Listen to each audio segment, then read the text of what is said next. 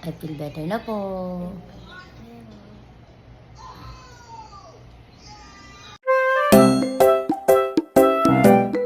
Another day, another mini vlog. In my life na isang rakiterang bireterang pilingera, Asia's Remix. Day 6 na nga namin today at ito nga't inip na rin ang bantay. Syempre, no choice tayo dahil tayo ina. At syempre, gusto ko rin naman yung ginagawa ko. Syempre, ano ko to 5 AM nga pala mga karimix, kinuha na naman siya ng dugo para sa CBC niya dahil need niya. Dahil sana naman nga tomorrow nga ay tuluyan na kaming lumabas dahil yun nga rin nasabi sa amin. Syempre, dala-dala ko ang aking trabaho dito sa hospital. Bukod sa hindi naman natin pwedeng pabayaan ang gawain natin sa buhay, araw-araw tayong kumakain. Bukod nga doon ay may mga pangangailangan tayo. Tulad na nga rin itong nangyari sa anak ko. Pero syempre kapag napapagod, pwede tayo magpahinga pero hindi tayo pwedeng sumuko. Magsi-7 na nga ito ngayong umaga na hindi pa nga siya gumigising. Usually, ginigising ko na nga siya. Kaya lang ayaw pa nga niya. Kaya hinayaan ko muna siyang matulog. 8 AM pa naman ang inom niya ng gamot at papakainin ko pa rin naman siya bago nga siya uminom ng gamot. May mga ilang gamot na rin siya na pa-oral. Kaya naman kailangan nga nating sundin yun ng tuluyan ka ng gumaling. Maaga na nga rin kami nagising since nakuhaan nga siya ng dugo para sa CBC niya. 5 AM yun. Kaya naman, update na rin ako sa all batches ko weekly ng GC ko to remind ng mga hulog. Sabi nga, daig na maaga pang masipag, kaya naman maaga mag-update para naman maaga pa lang ay makahulog na. Ayaw ko po ng stress ngayon, kaya pausap-usap. So yun nga, ito at nag-imis-imis naman muna ako dito sa room namin. Everyday naman may naglilinis dito at everyday ko din pinapalitan ng bedsheet namin. At syempre, to the check naman tayo lagi ng temperature nga ng batuta. Lagi ko nga minomonitor ang temperature niya dahil natatakot na nga at ako. Kung maaari talaga, ayaw ko na ma-experience yun na-experience ko sa kanya na sobrang takot at nervyos nang mag-seizure siya. Sana nawa naman ay tuloy-tuloy na ang pagaling ng Junakis. Salamat nga pala sa mga bumisita sa kanya at sa mga hindi bumisita na kapag paabot ng pangangamusta ay maraming salamat. Ginising ko na nga siya this time at tingnan nyo naman. Masama pa ang loob niyan dahil ginising ko siya. Past 8 na kasi at malilate na siya sa pag-inom niya ng gamot. Usually naman mga karimix sa hospital talaga, mapa-private or public, meron naman laging rasyon na breakfast,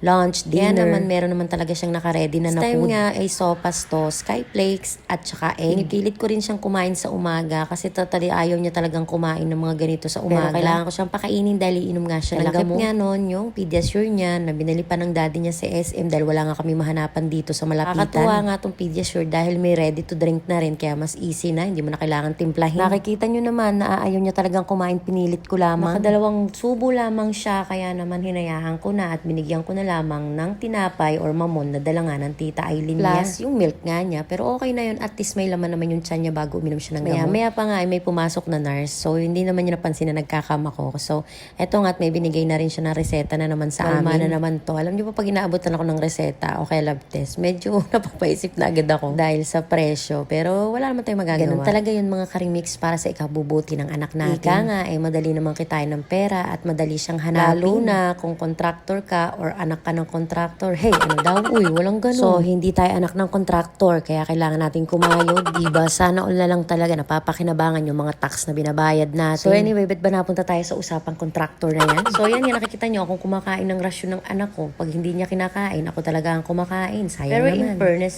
type ko yung mga pagkain nila dahil may lasa siya kahit papano. Hindi kagaya sa ibang hospital, diba? Talagang as in, walang lasa kasi nga, food diet talaga at para sa bata. Yun lang muna for today's video mga karimix. Maraming salamat sa panonood.